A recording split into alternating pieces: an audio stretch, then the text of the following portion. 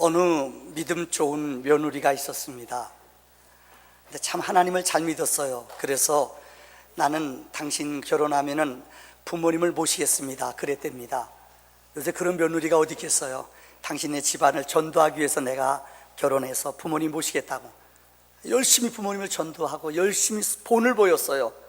며느리가 열심히 기도하고 열심히 봉사하는 거 보고 어느 날 구역 예배를 그 구역원들이 들어와서 드려요. 근데 시어머니가 아주 생뚱맞게 이런 말 하는 거예요. 며느리가 얼마나 어머님 모시며 열심히 기도하는 줄 아세요? 그러니까 시어머니가 그랬대요. 나도 알아요. 내가 근데 무슨 기도하나 봤더니 며느리가 무슨 기도하는 줄 알아요? 시어머니 대적하고 있어요. 그 무슨 말이에요? 내가 가만히 우리 며느리 무슨 기도하나 가서 몰래 들어봤더니 찬송가를 부르는데 342장 너 시어머니를 당해 죄 짓지 말고 시어머니 때문에 죄 짓지 말고 기도해요.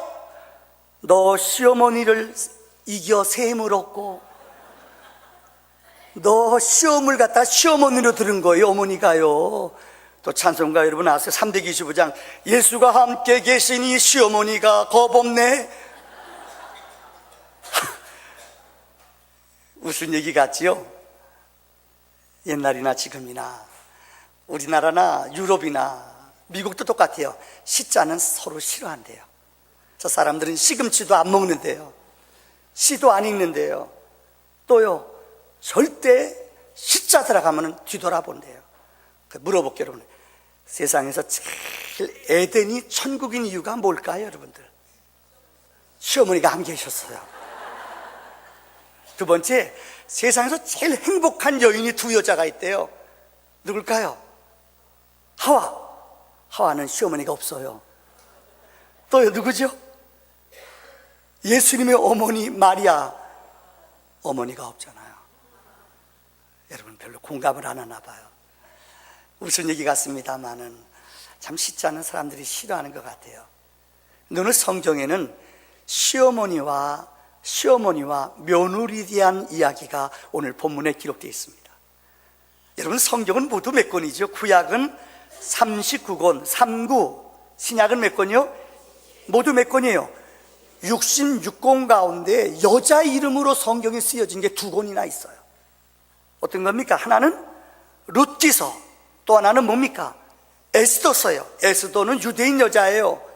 그런데 이방 여자 이름을 가지고 성경을 쓴 책이 있는데 이게 뭐냐? 룻기서라는 거예요. 룻기서의 내용은 다음과 같습니다. 원래 엘리멜렉이라는 사람과 나옴이라는 부부가 살았어요. 아기를 낳는데 말론과 기론이라는 두 아들을 낳고 베들레헴 이스라엘 땅에 살았어요. 근데 그 땅에 흉년이 들었어요. 근데 성경에 하나님의 백성은 이방 땅에 가면 안 돼요. 근데 이들은 흉년을 자기네 임의대로 이기기 위해서 모압이라는 이방 땅으로 그들이 이사를 가버렸어요. 근데 거기에 가서 어떤 세상적인 말로 말하면은 그들은 어려움을 이겨내기 위해서 이방 땅에 갔지만 그곳에 가서 세상에 이런 집이 어디 있겠어요? 남편도 잃어버리고 두 아들도 다 죽어버렸어요. 세상에 그런 집이 어디 있어요? 아들들이 그 이방 땅에 가서 결혼했는데 모든 남자들이 엘리멜렉과 말론, 길론 이 세 남자가 다 죽고 이 집은 나옴이라는 여자와 오르바와 룻이라는 이 세 과부만 남게 되었다는 거예요. 그래서 어머님이 노년이 되면은 누구나 자기 고향에 가 살길 원하거든요. 이제 내가 뭐 바랄 거 무엇이 있겠느냐, 나는 베들레헴 내 유대 땅 내 고향으로 가겠다. 두 자부를 들여다 놓고, 자부들아 너희들은 너희 집으로 가라 그랬어요. 근데 첫째 자부 오르바는 울면서 어머니 안녕히 계세요 인사하고 좋아서 떠나버렸어요. 근데 둘째 자부 누구요? 이 룻이라는 여자는 어머니 나는 안 떠나요. 어머니의 하나님이 나의 하나님이고 어머니가 믿는 분이 내가 믿는 분이에요. 어머니 떠나지 않습니다. 그리고 고향에 돌아와서 아세요? 어머니를 봉양할 때에 거기서 보아스란 남자를 만나 이 사람이 예수의 조상이 됐다는 게 오늘 본문의 내용입니다. 자, 오늘 특별히 이방 여자, 모압 여자, 룻이라는 여자가 어떻게 그리스도의 조상이 되었는가, 오늘 성경은 우리에게 세 가지로 영적인 교훈을 주고 있습니다. 첫째는 따라합시다. 실패를 통한 역사. 다시 한번 시작. 성경에는 큰 두 가지 대지로 쓰여져 있어요. 하나는 우리가 어떤 사람을 본받아야 되고 어떻게 살아가야 되는가, 이런 샘플 되는, 모범이 되는 믿음 생활 잘한 사람들의 모범의 모습이 기록되어 있어요. 또 하나는 성경에 반면교사, 이렇게 살면 안 돼, 이렇게 살면 죽어, 이렇게 살면 안 돼, 그렇게 가르쳐주는 반면교사가 있어요. 오늘 본문은 반면교사예요. 이스라엘 사람들은 하나님의 땅을 떠나면 안 돼요. 여러분, 물고기가 물을 떠나면 죽어요. 우리 신자들도 세상이 아름답고 세상이 좋다고 자꾸만 세상으로 내려가 보면요, 우리는 죽어버리고 말아요. 처음에는 맛있는 것 같고 세상이 좋은 것 같지요. 근데 세상 너무 좋아하고 자꾸만 발을 내밀다 보면은 내 영혼이 육적으로 영적으로 죽어버린다는 거예요. 그래서 성경은 우리에게 내려가지 말라고 말해요. 아브라함이 하나님의 부름을 12장에 받습니다. 본토 친척 아비집을 떠나 내가 지시한 곳에 가라. 근데 그가 머무는 땅에 흉년이 들었어요. 그래서 그는 어디로 내려가요? 애굽으로 내려갔어요. 부인을 빼앗길 뻔한 위험한 일을 2번이나 만났어. 성경은 우리에게 믿음의 사람들이 떠나지 아니할 곳이 있어요. 거룩한 교회, 영적인 승리의 믿음의 삶의 자리를 떠나면 우리는 죽는 줄 믿습니다. 오늘 본문에 보세요. 이 여인은 떠났어요. 다시 말하면 아브라함, 오늘 본문에 기록된 그 나오미와 엘리멜렉과 그 가족들은 하나님의 약속의 땅을 떠났어요. 그곳에 가서 죽임당하고 남편 잃어버리고 세상의 귀한 것들 다 잊어버리는 비극의 삶. 인생은 실패하고 내 모든 것을 다 이룬 후에 하나님 앞에 나오는 은혜가 있는 줄을 믿습니다. 자, 오늘 본문이 2번째 가르치는 메시지예요. 특별히 본문은 이 룻이라는 여인의 섬김에 대해서 얘기하고 있어요.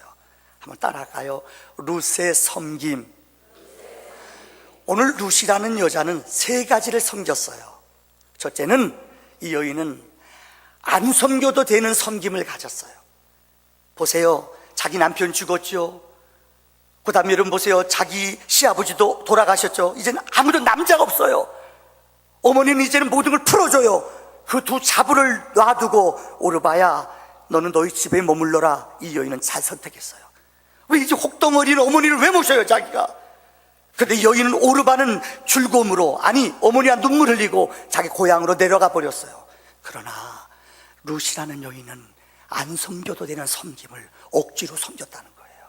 이게 은혜예요. 인생의 많은 사람들은, 여러분, 요즘 같은 세상은 혼자 살아가는데 너무 익숙해져 있어요.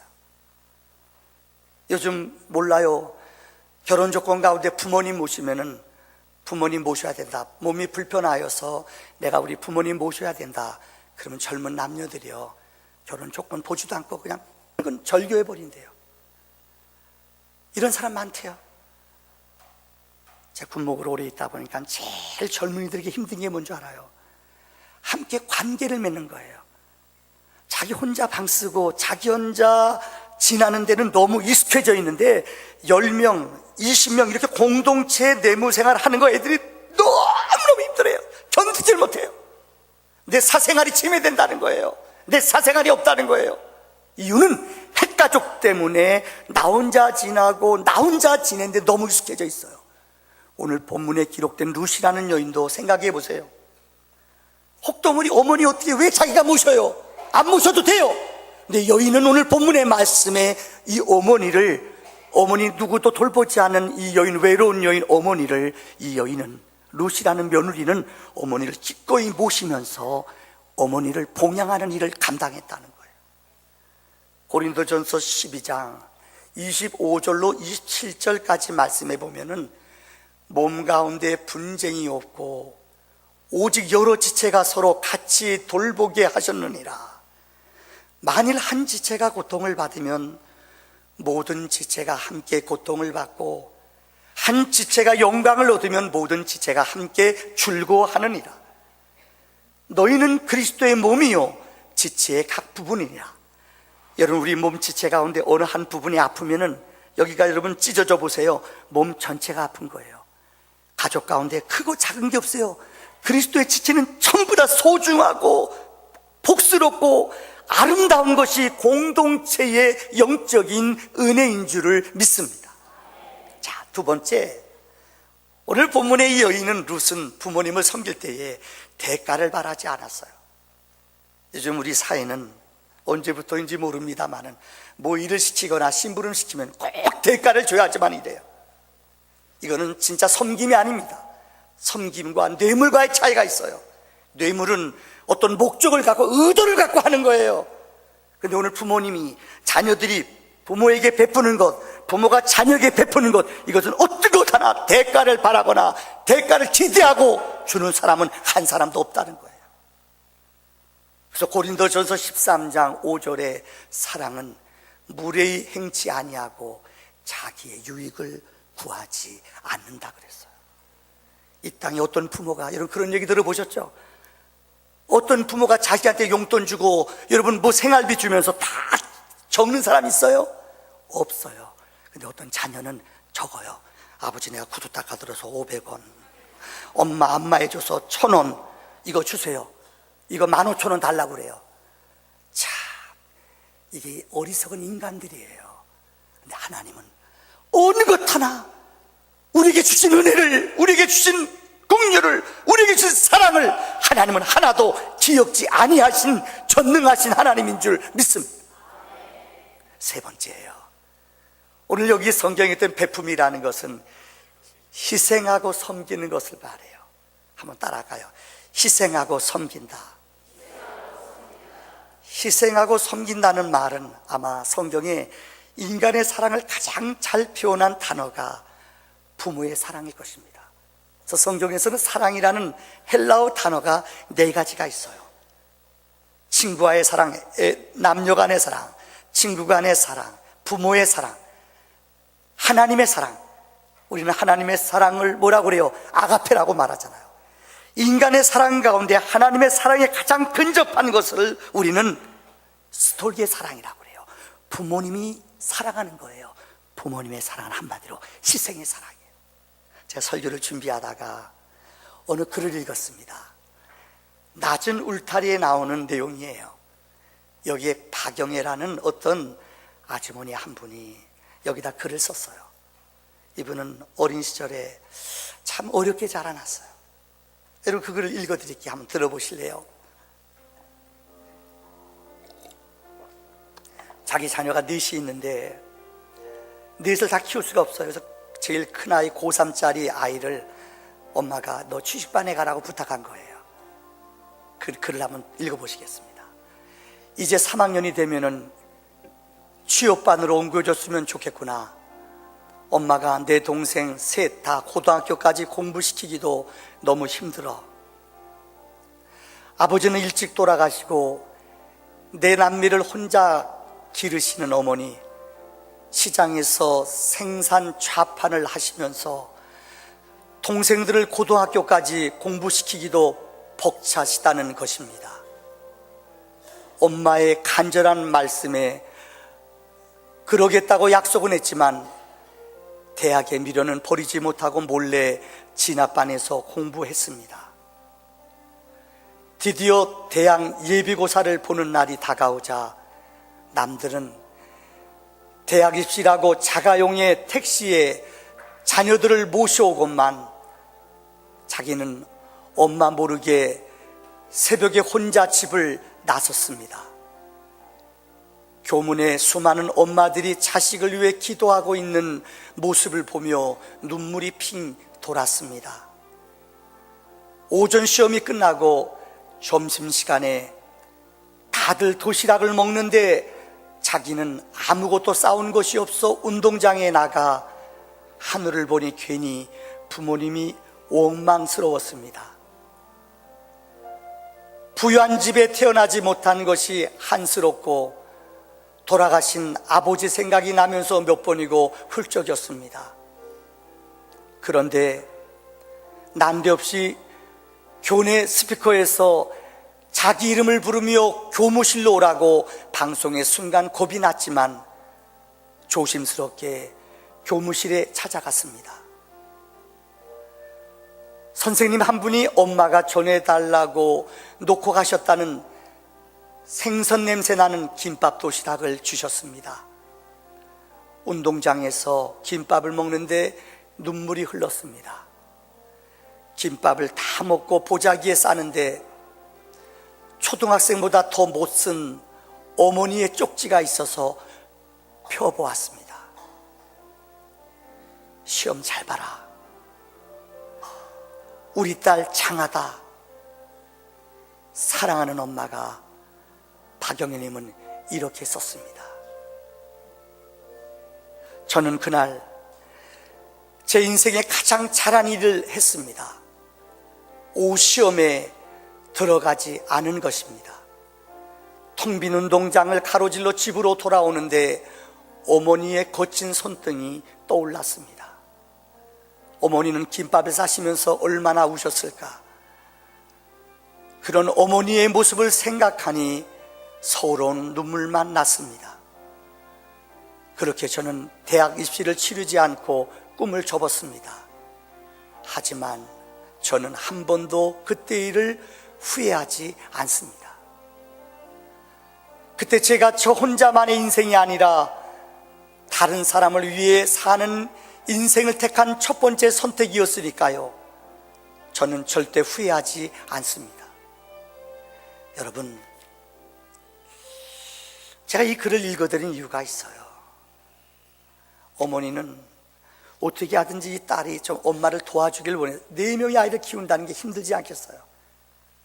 엄마가 모르는 것 같았지만은 딸이 공부를 하는 것을 엄마는 알았어요. 딸이 시험 치러 가는 것까지 다 알고 있었어요. 엄마는 갈 수 없기 때문에 도시락을 싸서 학교에 갖다 줬어요. 여러분, 이 섬김이 바로 스톨게예요. 어머니가 우리에게 주는 위대한 사랑이라는 것입니다. 오늘 저는 마지막 결론의 얘기를 드리려고 합니다. 이렇게 부모님을 기쁘게 하는 사람에게는 성경에서 어떤 복을 준다고 말했는가? 성경에서는 우리에게 10가지의 계명을 주셨어요. 이게 10계명입니다. 1계명부터 4계명까지는 하나님과 인간과의 인륜입니다.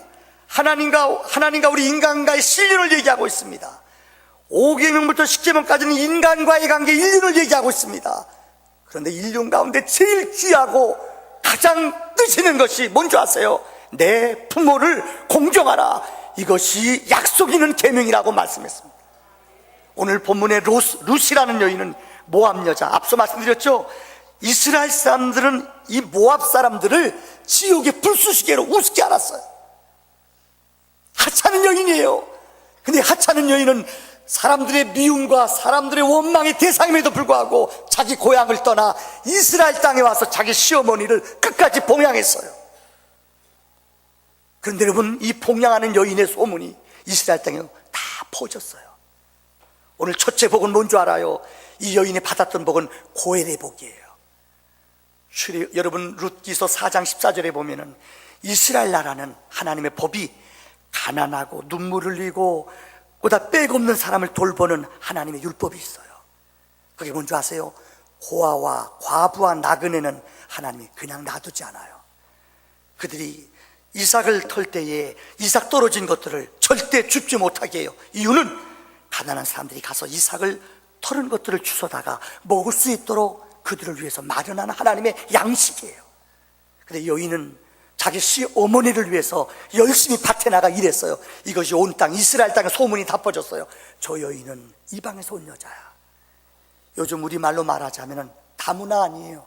베트남 여자, 필리핀 여자, 캄보디아 여자, 중국에서 온 여자가 자기 시어머니 다 남편도 없는 여자예요. 근데 이 여자를 열심히 나가 일하고 아르바이트하고 땀 흘리고 수고해서 자기 어머님을 매일매일마다 봉양한다는 거예요. 이 소문이 다 퍼져요. 성경에 보면은 하나님의 법은 그 가문의 씨가 끊어지면은 가까운 친척이 그 씨를 이어야 돼요. 이 씨를 유지해 주기 위해서 하나님이 그 씨가 무너지지 않도록. 그런데 성경에 보면은 이 나오미의 집에, 룻이라는 여자 집에 여러분 말론이라는 남자가 죽었어요. 이 씨를 이어주지 못해요. 그 가운데 가까운 친척이 있어요. 그 사람이 이 여인을 거두다가 같이 결혼하여 이 씨를 유지해줘요. 근데 첫 번째 있는 사람은 거부해버렸어요. 오늘 본문에 기록된 두 번째 사람 보아스라는 사람이 자기네 밭에서 이 여인이 일을 해요. 자기는 두 번째 그 친척이에요.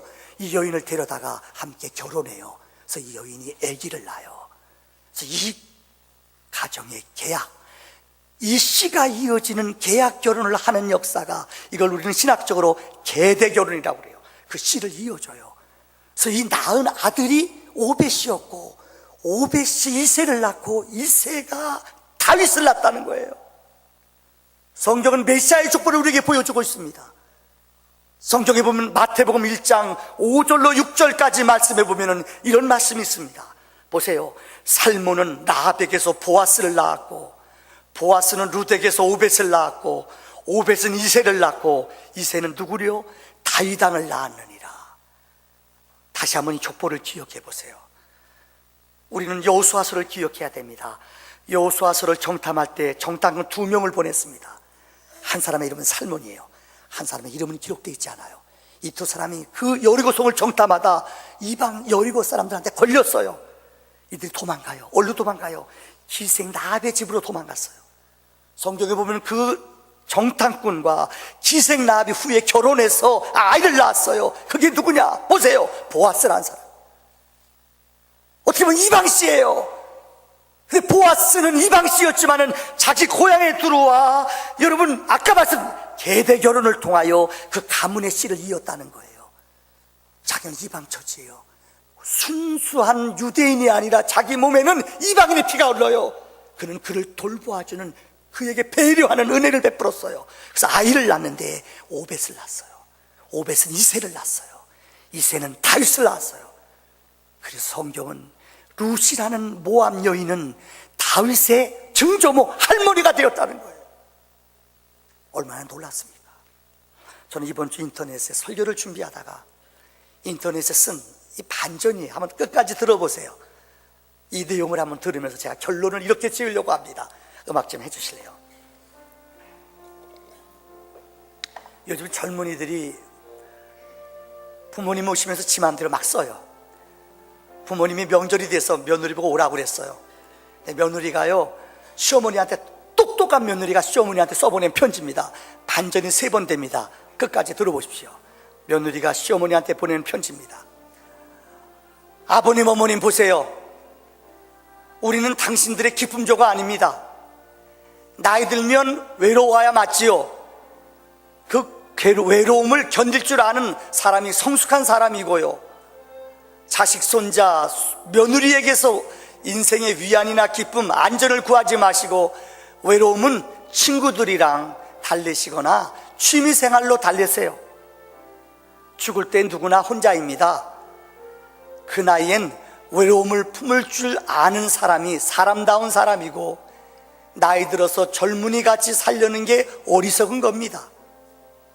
마음 많은 청춘이고 어쩌고 저쩌고 이런 어리석은 말씀 좀 하지 마세요. 나이 들어서 마음이 청춘이면 주책바가지인 겁니다.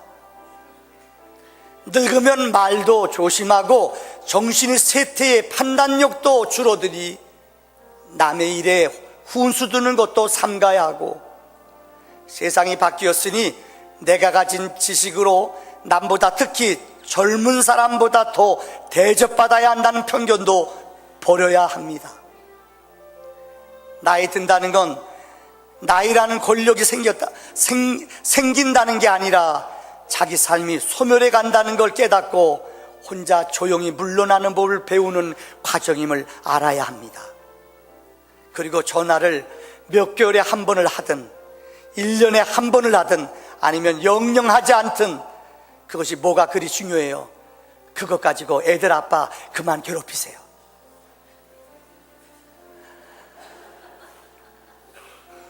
얼마나 똑똑한 며느리입니까? 지당하신 말씀이에요. 근데 시어머니가 며느리한테 이렇게 답을 썼다고 합니다. 고맙다 며느리야, 형편도 어려울 텐데 이렇게 큰 돈 10만 원이나 보내주고, 이번 설에 내려오면 선산 판 거 90억 원 하고, 여기 앞에 토론한다고 토지 보상 받은 거 60억 원 하고 합해서 세 남모에게 나눠주려고 했더니 바쁘면 할 수 없지 뭐 어떻겠냐. 둘째하고 막내딸에게 반반씩 갈라주고 말란다. 내가 살면 얼마나 더 살겠니. 여인아 잘 다녀와라. 제사는 내가 모시지. 그런데 여러분, 또 반전이 돼요. 시어머니 편지를 받고 며느리가 놀라가지고 속달로 보냈대요. 이렇게요. 허걱, 어머니 친정 부모님한테 보낼 편지 잘못 갔네요. 친정에는 몰디브 간다고 하고서 연휴 내내 집에서 있으려고 했거든요. 좋아하시는 육포 잔뜩 사서 내려갈게요. 딸처럼 아껴주셔서 감사해요. 오늘은 어머니께 엄마라고 부르고 싶네요. 자, 이제 마지막 며느리에게 시어머니가 보낸 답신입니다. 여러분 보세요. 사랑하는 며느리, 엄마라고 불러줘서 고마운데 이걸 어떻게 하면 좋으냐. 내가 눈이 나빠서 10,000원이나 쓴다는 것을 억원으로 적었구나. 선산파고 60만원, 보상받은 거 30만원에서 합계 90만원이다. 이 돈으로 제사 모시려고 장봐놨다. 얼른 와서 제사 음식 만들어다오. 사랑하는 데 따라 난 너뿐이다. 네가 있어서 노후가 정말 행복하구나. 후련하셨어요? 여러분, 저는 군목 생활을 30년 동안 하느라고 사실 부모님을 못 모셨어요. 참 부모님 사랑을 내가 너무나 많이 받았어요. 근데 제가 전역하는 날, 군대에서 군목 30년 전역하는 날, 어머님이, 저희 아버님은 돌아가셨어요. 제가 중령 때 돌아가셨어요. 군종관 마치고 전역하는 날 어머니가 저한테 찾아와서 이렇게, 난 놀랐어요. 아들아, 우리 형님이 7년 전에 돌아가셨거든요. 그래서 형수님하고 집에서 사세요. 우리 누나 여동생 있지만 저는 군목 생활하느라고 어머니를 모실 시간이 한 번도 없었어요. 어머니가 저한테 와서 그래요. 내 귀에다, 아들아, 나 이제 너랑 살고 싶은데. 내가 근데 선뜻 오세요 이런 말을 못해요. 왜요? 눈치 봐야 될 사람이 있잖아. 그렇잖아요. 가정을 위해서요. 그래서 그날 저녁에 와서 아내한테 그래요. 여보, 어머니를 모시고 싶은데. 근데 우리 아내가 두 발 안 하고, 그래 여보, 모셔오자. 그래서 제가 이사 올 때 아마 이러고 할 거예요. 우리 어머니 모셔왔어요. 4년 동안 모셨어요. 1년 동안 경로당 다녀 교회 다니면서 성도님의 사랑을 많이 받았어요. 우리 어머님이 암이 발생을 했어요. 여러분, 난 심장에 암이 오다는 게 그렇게 잘 1년 동안 모시는데 어머니가 간성혼수, 나이 들은 분 알아요. 간성혼수가 오니까 우리 집사람을 못 알아봐요. 제가 이제야 얘기합니다. 어머니가 똥을 싸고 어느 때는 몰라요. 그걸 불러 발라요. 어머니가 나중에 깨면 알아요. 우리 집사람도 못 알아봐요. 누구세요? 누구세요? 우리 아내 보고요. 우리 어머니가 충격을 받았어요. 어머니가 나 이제 병원에 가겠다. 저도 들었거든요. 어머니 병원에 모신다는 게 참 힘든 거예요. 근데 어머님이 양보를 안 하세요. 어머니 그래도 계셔요. 어머니가 하루는 결심을 했어요. 나 병원에 갈란다. 그날 저녁에 내가 참 많이 울었어요. 어머님이 자식한테 더 뺏기기가 부담이 된다. 그래서 어머니가 요양병원에 가셨어요. 일주일에 저는 한 번, 두 번씩 매주 찾아다녔죠. 그래도 부모님 모시는 게 그렇게 쉽지가 않아요. 성도님들 사랑 덕에 천국에 잘 모셔드렸습니다. 이제 저는 우리 어머니 아버지는 없어요. 우리 장모님도 치매를 앓다가 작년에 돌아가셨죠. 우리 장인어른이 92세 둘이신데 치매가 오셨대요. 요새요. 참 마음이, 제가 영락교회 장로님이신데 낙이 교회 갔다 갔다 하는 건데 길을 잠깐만 잃어버리신대요. 제가 어제 설교를 준비하다 우리 아내한테 그래서, 당신이 나에게 사랑을 베풀었는데 나도 당신한테 정말 사랑을 베풀기 원한다. 정말 아버지를 내가 모시기를 원한다. 어제 내가 그래서요, 공을 우리 아내한테 던졌어요. 어떻게 할지 난 몰라요.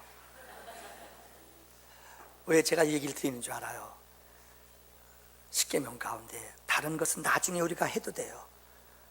친정부모가 얼마나 귀하고 시부모가, 그건 중요한 게 우리 부모님이에요. 성경은 우리에게 말씀하셨어요. 반중 좋은 감이 좋아도 보일세라. 유자 아니어도 품은죽하다마는 부모가 반길이 없으니 이를 어떻게 한다고요? 서로 한다고 그랬어요. 부모님이 돌아가시면 아무리 섬기고 싶어도 섬길 수가 없어요. 특별히 오늘 어버이 주일을 맞이하여 부모님의 사랑과 은혜를 마음판에 깨닫는 영적인 지혜자가 되기를. 저는 우리 어머니 아버지가 교회를 안 다녔어요. 어떻게 하면 지옥 가면 어떡할까 정말 기도하면서 간절히 기도했어요. 그래서 우리 어머니 아버지 권사님 되시고 우리 형제들 넷인데 다 안수 집사들 다 믿는 사람 되고 우리 아버지 형제 5인데 3가정이 다 예수 밑에 돌아왔어요. 가장 큰 효도가 뭔 줄 알아요? 생명을 부모님에게 예수를 증거하는 능력인 줄을 믿습니다. 우리 함께 기도합시다.